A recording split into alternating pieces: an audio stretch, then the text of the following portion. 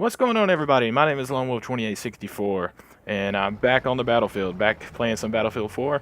Took a little time off, took a break, played a few other games, spent some time away from Battlefield, but back here where my heart belongs, my bread and butter, Battlefield 4 in particular. Playing a little Rush here with the F2000, the stock F2000 scope, and literally like this setup here. I'm starting to really enjoy it. I got the angled foregrip on there, of course, and this sweet new fast response or quick response camo that was just released for premium members here a couple of days ago. But got a lot of news in this video, a lot of big things to discuss here, and not a lot of time to do it, so I'm going to jump on into that. First of all, I'm sure a lot of guys are aware, the big news this past week was, of course, the upcoming DLC Dragon's Teeth. A lot of details coming out about that DLC. Scheduled to be released. Really no tentative release date yet, still just summer 2014, but I've seen a few things floating around on the internet, on Reddit, a couple of supposed release dates, or maybe leaked release dates for that, which were hinting towards maybe early June, first week or first couple of weeks of June. So that sounds about right, and I wouldn't be surprised if we see that release date here soon. So be on the lookout for that. And featured in this DLC, of course, are going to be 4 new multiplayer maps set in Asian cities. This, of course, is the urban-oriented DLC. You get 5 new weapons, 2 new gadgets, one of which is a battle pickup, which I'll get to here in a minute. And also, you have 1 new game mode coming in. Now, map-wise, the 4 map names have been revealed. You have Lumpini Garden, Pearl Market, Propaganda, and Sunken Dragon. Now, the Battlefield YouTube channel just released a premium trailer yesterday, I believe, which shows not only clips from Dragon's Teeth, but also Final Stand, which is the last DLC slated for Battlefield 4. But in the premium trailer, there were a few clips of Dragon's Teeth, as I mentioned, and you can see a few of the maps, one of which I believe is going to be the Pearl Market map. Just from the quick glance that it shows, really looks similar to Grand Bazaar from Battlefield 3, and I'm sure everybody remembers that map. That was always a fun map to play on. I really enjoyed it. Very infantry-centric, and I'm praying that they add back in rubble kills, because that, oh man, that was a lot of fun back in the day, and that'd be really nice to see added into Battlefield 4, because we really don't have that. In fact, I don't think I've ever seen a rubble kill in Battlefield 4. I don't know if that's possible. I myself, of course, I've never seen it. I've never gotten one, but that would be a really cool feature to have back in the game, just to have that added element of realism or immersion would be really nice to see.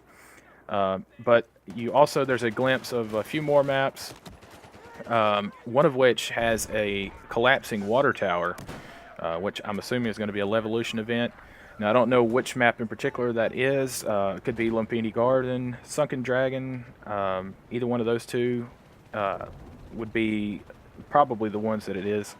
I don't know how that Levolution event is going to work, or how that's going to affect the map and the gameplay mechanics on that map, but so that's going to be something really interesting to see. But also, there's a look at the map that I'm fairly certain is Propaganda, and the interesting thing about this map is, from the looks of it, it takes place in North Korea.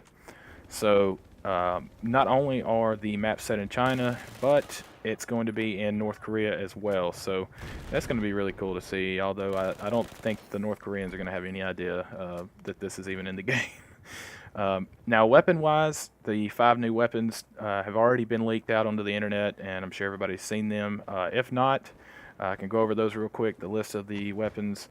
The assault rifle is going to be the Bulldog, which at first glance I thought for sure was going to be a carbine, but as it stands, it's going to be more of a bullpup assault rifle. The damage model on this weapon, though, is what's really interesting. It seems very similar to the Scar H in that it has a very high-end maximum damage, and the rate of fire was somewhere around 700 rounds per minute. So That sounds like it could be a very, very useful weapon, and I'm interested to see how that stacks up against the Scar H with a similar damage model. Um, PDW is the MPX, the sniper rifle, the CS5, the Macmillan CS5 sniper rifle, and also 2 new pistols. You have the Unica 6, which is a 6-loader revolver, sort of like the Rex, the Magnum, and the SW40.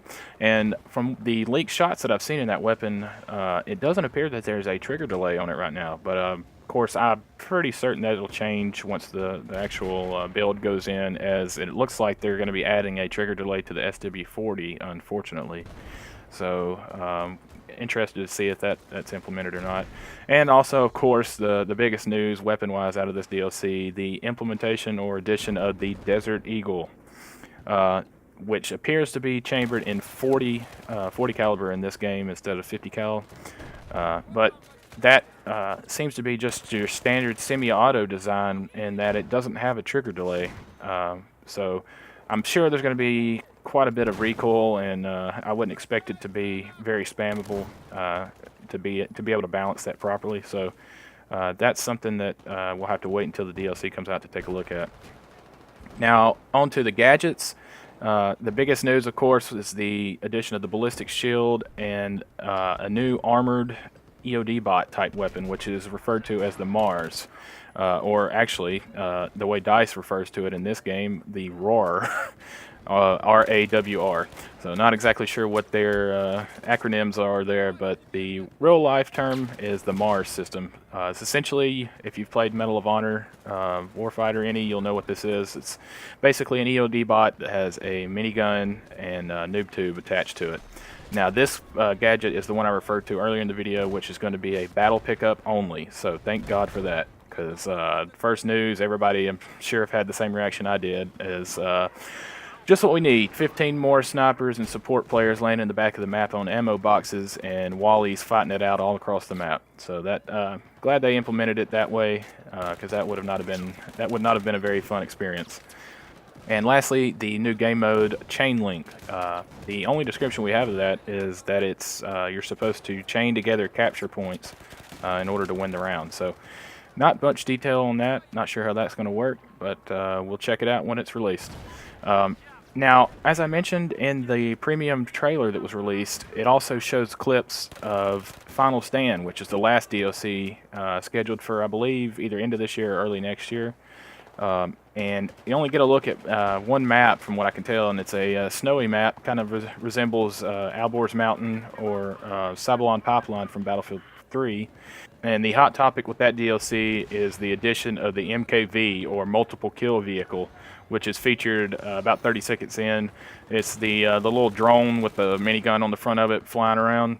That is actually a real-life weapon or defense program, which that vehicle is intended to shoot down ICBM's nuclear warheads. Was developed by Lockheed Martin, and it's able to shoot down multiple projectiles off an ICBM in real life. So interesting to see how that works, and that's just another hint or feature into the whole nuclear warfare Easter egg Phantom program kind of thing that's been going on. So not sure if that's another hint or not, but it really seems to be hinting at nuclear warfare being added into Final Stand. So that's going to be real interesting to see how that works out. Now to the second part of this video, or the second topic I wanted to cover, and really the most exciting part of this video that I wanted to talk about here is the Battlefield 4 CTE, or Community Test Environment, that DICE has released here, that you may or may not be aware of. Essentially, it's a separate copy of the game, which Battlefield 4 premium PC players can sign up for to gain access to, and it's essentially an alpha test system that DICE is using. Well, I don't want to say alpha test. It's basically just what it is. It's a test environment. It's a separate copy of the game that DICE can release updates more frequently to, and don't have to worry about going through the whole process of getting it authorized to push out to the main game client. So to get access to that, of course, you have to be Battlefield 4 Premium PC. Sorry for you console guys, they don't currently have anything scheduled for you guys. But if you sign up on the website, I believe signups may still be open, I'm not sure, but Fortunately, I was able to get access to this, and the most recent patch, they put out 2 patches here. The current thing they're working on is Netcode. That's high priority right now. That's what they're trying to fix and work on. And they've released 2 patches so far. The most recent one they put out has made a massive improvement to the netcode and overall stability of this game.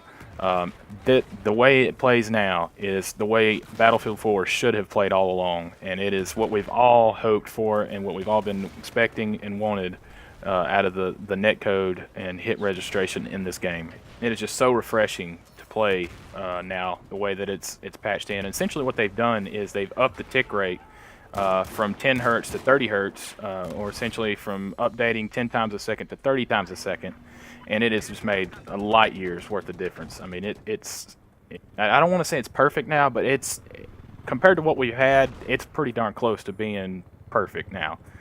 Of course, this is by no means the final straw or the last thing they need to work on, because there's still a few things here and there game balance wise. But as far as netcode and stability, I mean, this is really, really good, and I'm excited and really happy to see that they've finally stepped in and made a large, rather significant improvement to the netcode in this game.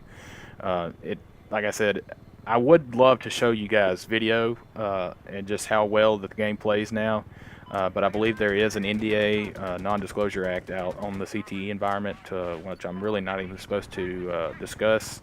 But there's been quite a bit of details and topics about the CTE and the improvements released by DICE themselves and other YouTubers, big name YouTubers.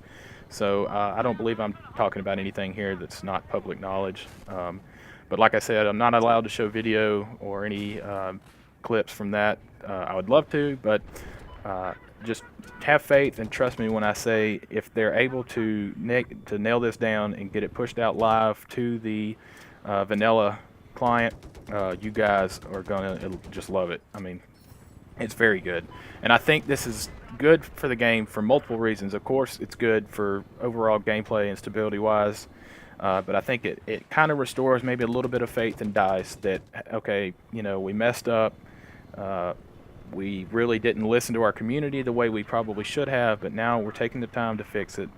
We're doing, you know, certain things that you guys have asked for, and we're really hoping to get this fixed for future games, but also for the current game. So I also think that's going to bring back more the Battlefield community. Maybe a lot of the guys that you know, lost faith in Battlefield from the get-go and have kind of moved on to other games. I believe this will draw them back in and hopefully just increase the population on the servers and overall make a much better experience with the game. But that's all the time I've got for today's video, guys. Like I said, be on the lookout for the new DLC, Dragon's Teeth, coming up here in a few weeks. Of course, we'll definitely have gameplay footage out of that as soon as I get my hands on it, and hope to see some further improvements in the CTE as well as the vanilla game client, and I hope we can all enjoy that here soon. So let me know down in the comments, guys, what you think of the new upcoming DLC and the status of the game, and what improvements you're excited to see. And as always, if you like this video, let me know, and go ahead and subscribe. That'll really help us out. So hope you guys have a good one, and I'll catch you next time.